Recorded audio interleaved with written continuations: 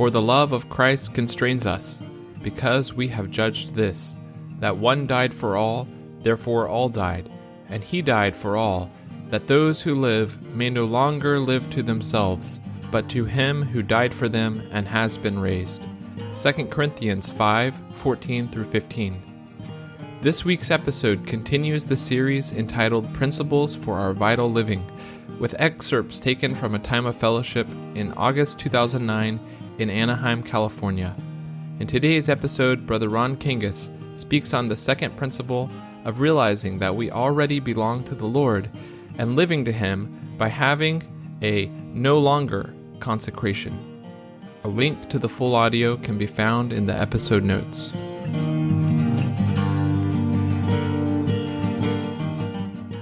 It's good, and this will bring us to the next point, to consecrate to the Lord. I give a message to the training on this. I pray about this every day. But there's a sense when we consecrate, we are saying, I'm separate from the Lord. I'm not already His, so I need to give Him something. There's something higher, and this will be our next point, where you realize that I'm already His. I'm already one with Him. I can continue to pray. I consecrate this day. I'll do it tomorrow. But not in the sense of, Lord, I have this. Now I'm going to give this to you. I have this time. It's mine. But I give it to you. I have this amount of finance. It's mine, but I'm noble. I give it to you. The next point is higher than that. That is not being for the Lord. It's living to the Lord, in which we realize we're already His. We're already one with Him. And we need the verses on this point, and they're in two portions. The first is from 2 Corinthians 5. For the love of Christ constrains us, because we have judged this, that one died for all, therefore all died. And here's the point. And He died for all, that those who live may no longer live to themselves, but to Him who died for them and has been raised. This verse gives us a particular reason for the Lord's dying. He died so that those who live will live differently. Before His death and before their realization of His death, they lived to themselves. The self was the principal object. The needs were king. The problems were Lord. They were the center. They were the goal. They lived to themselves. And the self is inclusive. It includes anyone or anything related to yourself. So I lived to McKinsey High School in Detroit because I went there. I didn't live to Cody High School because they were the enemy, as far as, or at least an adversary. So we all have a network of persons and things that are really extensions of the self. And all the fallen people live to themselves. But the God-man Jesus died that those who live may no longer. You know, it might be good, but don't take this literally. Although if you did, it may not be bad. I don't mean it literally. To have some very terse statements in view. One is seek first. Seek first on the visor of your car. or maybe on the remote, or on the back of your cell phone, or on the going out of phase pocket PC. Seek first. Another one is no longer. So I'm not interrogating you, but I'm your brother serving you. Is there a no longer written on your heart? If I were to fellowship with you for 3 or 4 minutes after the meeting, would I sense a no longer? A no longer in you? Something has been settled permanently. It's embodied in the words, no longer. There's been a drastic change. My testimony to my co-workers is this. I live to myself, just like you. I live to myself, just like all the ungodly in Southern California. But something happened, and now my middle name is no longer. No longer. I work here just like you do. I have to pay for gasoline just like you do. I've got some feeling about the healthcare matter just like you do. But I'm a no longer person. Living a no longer life. Sorry for this recollection. The Beatles had this song a generation ago. He's a real nowhere man, living in his nowhere land. Well, I'm not a nowhere man. I'm a no longer man. No longer, I mean it. At a certain point, and I was already in the recovery, everything was to myself. My wife was to myself. My education was to myself. The church was to myself. God was to myself. Everything to the self. Then something happened. And there's the no longer. No longer. Live to themselves, not for themselves. That's too shallow. But live to Him who died for them and has been raised. We live to a crucified and resurrected person. And I've been considering this off and on for years. I still can't define it. What does it mean to live to the Lord? I can only approximate it. And I reconsidered Brother Lee's ministry on this afternoon, and it seems that's what he did. It's indefinable. It implies I belong to the Lord. So I don't do anything for Him. I don't give anything to Him. When I wake up tomorrow, my life is the Lord's already. The day is planned by God already. God's sovereignty has arranged the situation already. When I say, Lord, I consecrate this day to you, which I will say it's with the realization, I'm not giving you something that is not yours. I'm acknowledging everything is yours. I'm not suggesting how you should live your married life, those of you who are living one. But my wife, let's just say when it comes to finance, she doesn't have to ask me for anything. If there's some money here, there's some money in this account, I hope she would realize it's all to you. It's to you. Everything your husband is in the context of marriage is to you. You don't have to beg for anything. You may appropriate it. You may apply it. It's to you. Lord,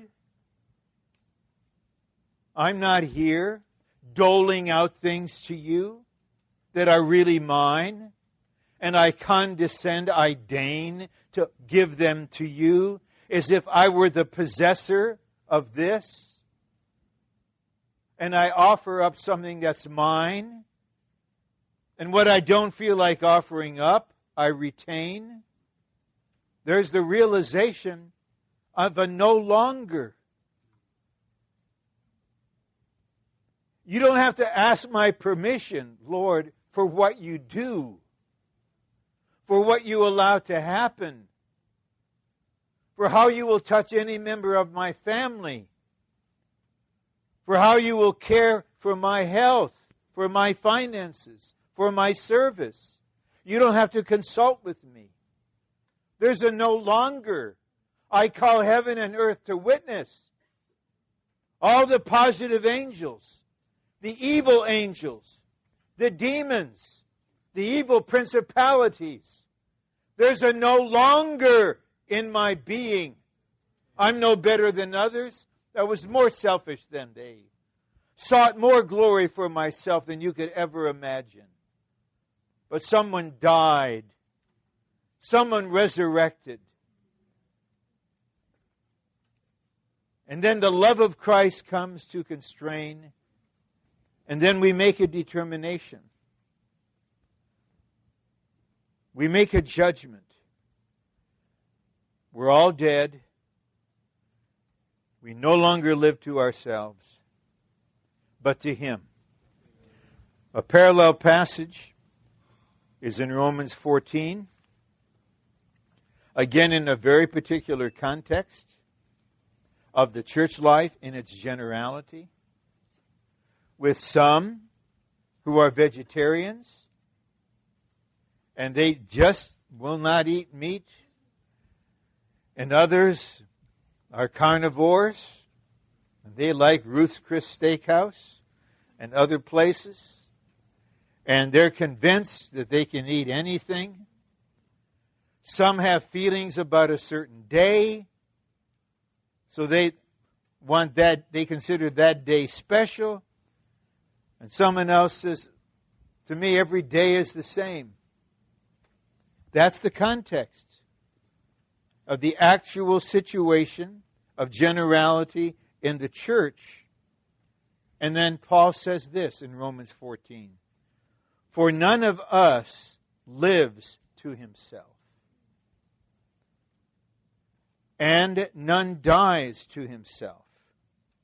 Whether we live to the Lord.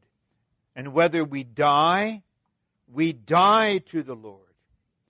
Therefore, whether we live or die, we are the Lord's. There's a hymn, you might have never read it. You might have never sung it.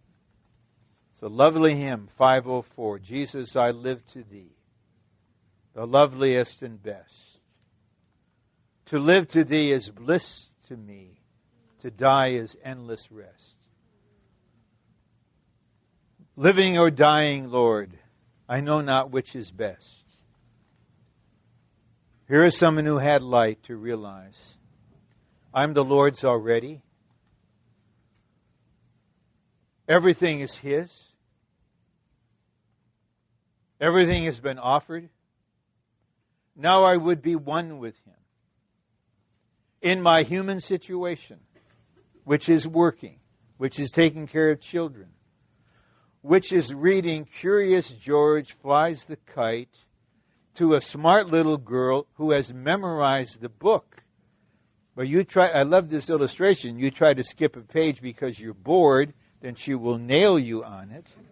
Because it's not about Curious George, it's about you and her and what she senses when she spends time with you.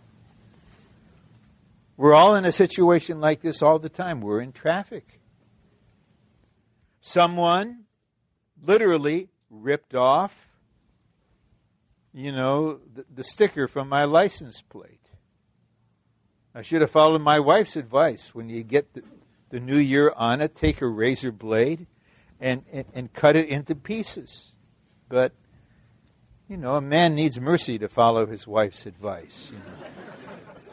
He also needs to be humbled. And so mine was stolen, and I had to go to the DMV. Isn't that a lovely place?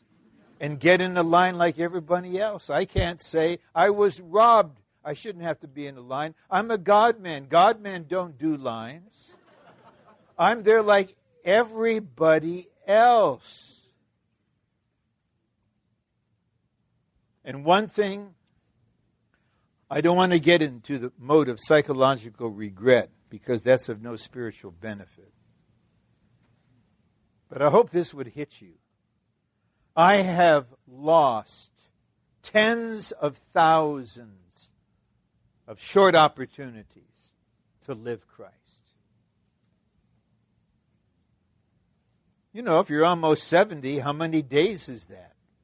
How many hours? How many minutes? How many situations?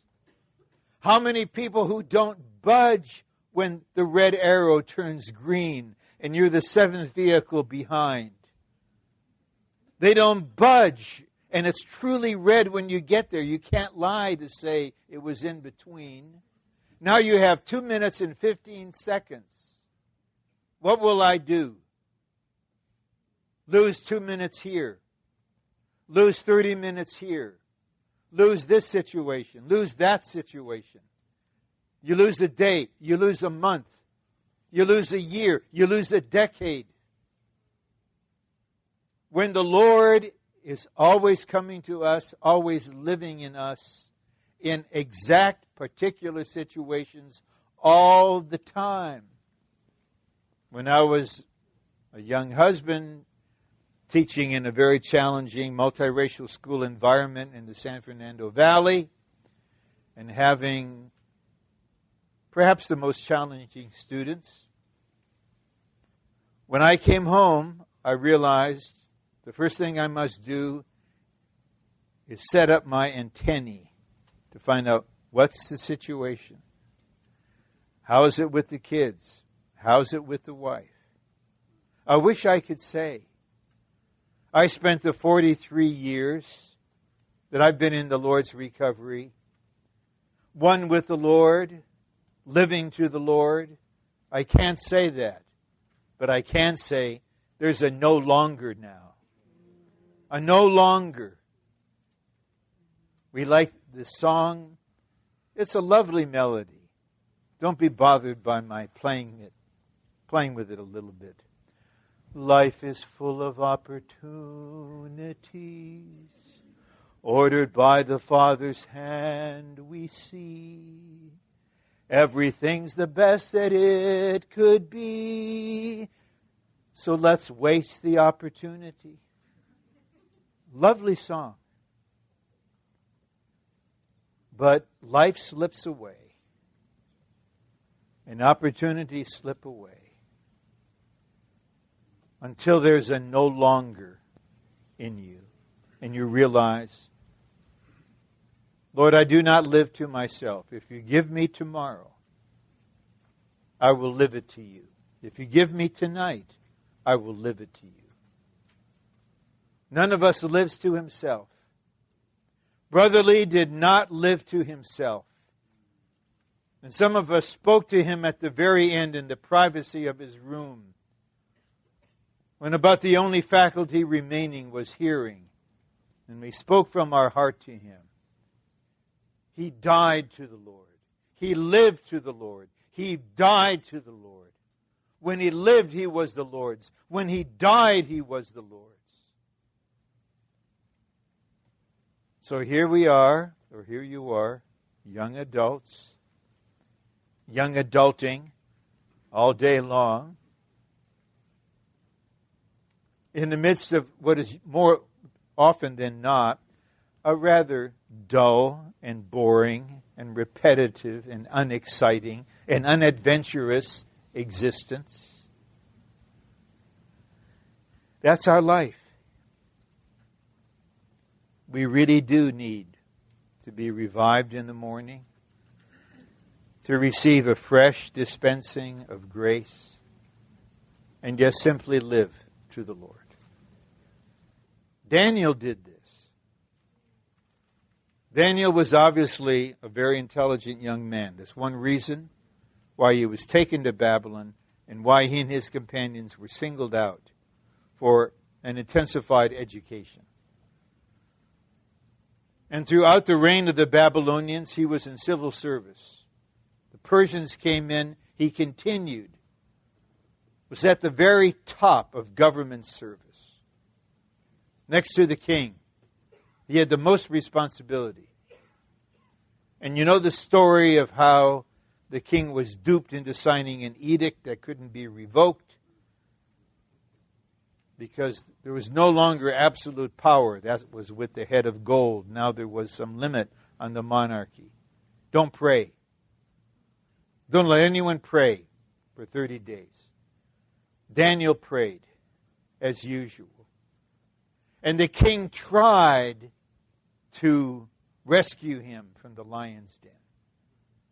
And the king cried out with wailing, Daniel, servant of the living God. And then the king came in the morning. Daniel, has your God whom you serve continually rescued you? Then he heard Daniel's voice. What a testimony. He couldn't spend his hours reading Jeremiah. He read Jeremiah and prayed the prophecy of Jeremiah concerning the 70 years. He was a faithful civil servant functioning at a very high level. But the king's estimation was, you're a servant of the living God. You serve him continually.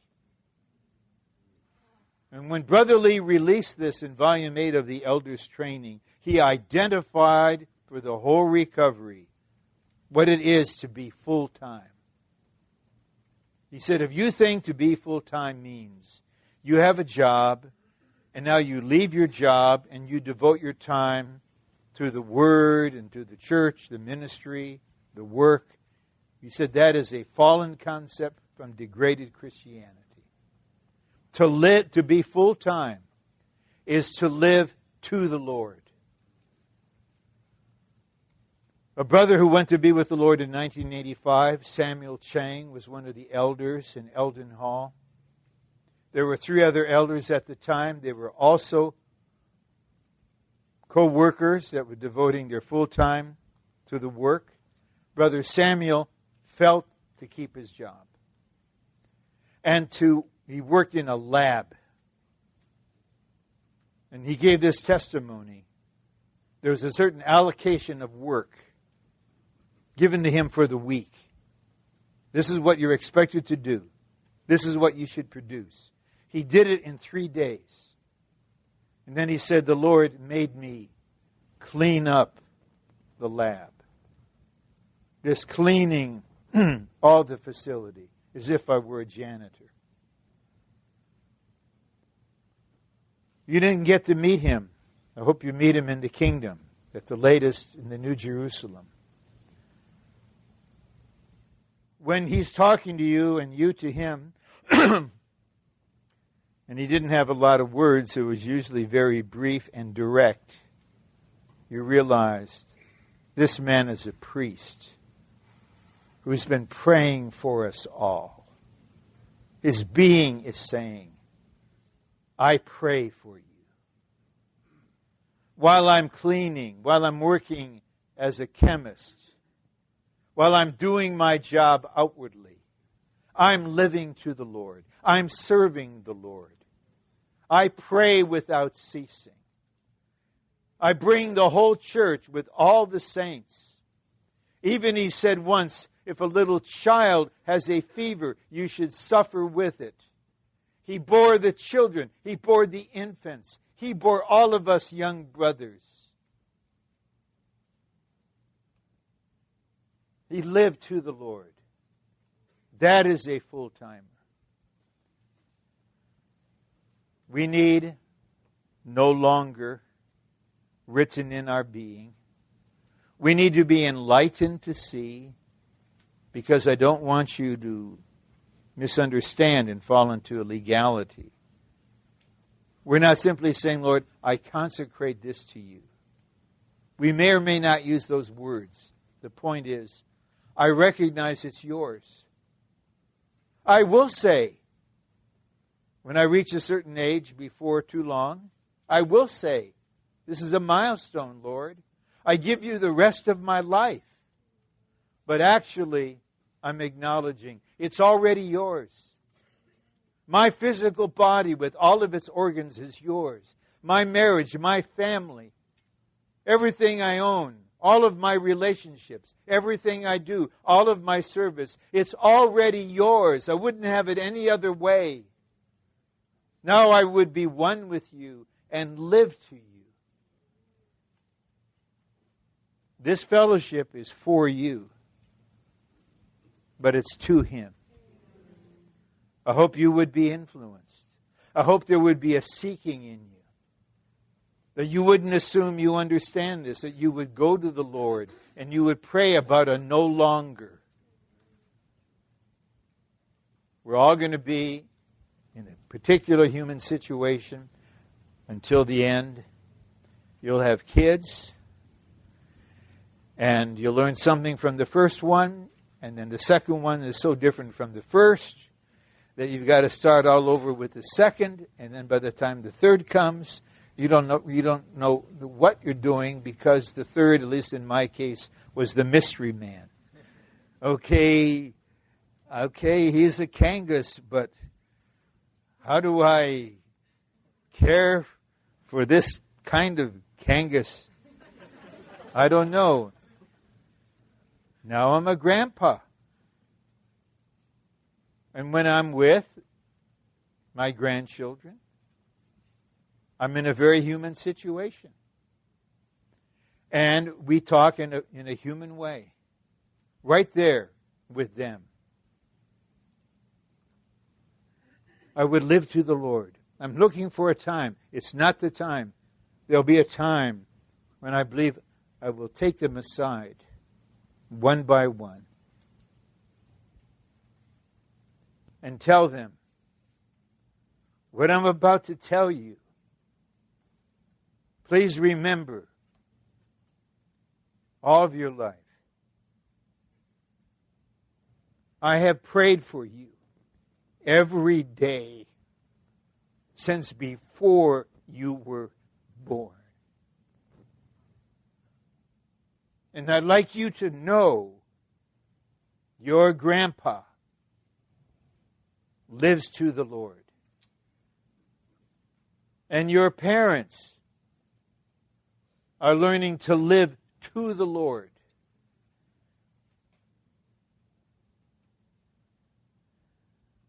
This is what it means to be full-time. If you don't have the heart to live this way, I don't understand you. There's just this huge gulf between us. What other way is there? I'm not going to seek. I'm not going to be drawn into the debate about health care. I have a Father. I'm not superstitious, but I have a Father.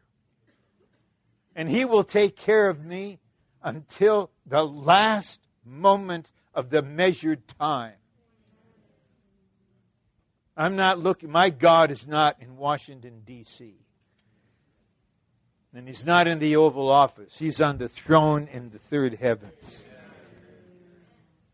And now, because He died, His Son, and lived again, and came as constraining love, there's a no longer.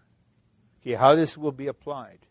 I would ask you, don't apply it yourself. Self-applications just waste time. Self-realizations about what the Word is spoken is a frustration. Let the Spirit apply. What does it mean for you to live to the Lord in your situation? I believe that in the months to come, as some are living to the Lord, they will realize something. The Lord to whom I am living doesn't live in California anymore. If I want to live to Him, I'm going to have to catch up to Him and live to Him where He is presently living. Many of us have had this experience. You live in a certain place. You go for some fellowship. This happened. I went to Irving, Texas, 1984. Brotherly asked me to come to his apartment. I thought we were going to talk about life studies. He said, how do you feel about Irving? Do you like it? I said, I like it. He said, how about you move here? How about you move here? So I hope I'm forgiven for this by the native Texans. Eventually I said, I'll live in Irving. I won't live in Texas. Anyway, I got over that. That's when you're still struggling. I went back to Anaheim, and it's like, I wonder, what am I doing here? I don't belong here. I don't belong in this house. Living to the Lord is very practical. It's very specific. This is a living person. He's the resurrected God-man. He's the Lamb moving. And when you live to Him, you're just one with Him. And however He's living, you live that way to Him. And others do the same. You stay, He moves. He stays, you move. There's no movement. There's no human control. But there is a Lord.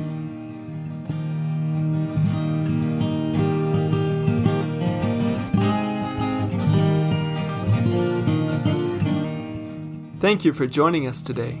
To hear the complete recording and other messages, please visit livingtohim.com. If you would like to receive regular updates from us, please subscribe to this podcast and join our mailing list on our website. You can also find us on Facebook, Instagram, and YouTube, where our handle is @livingtohim.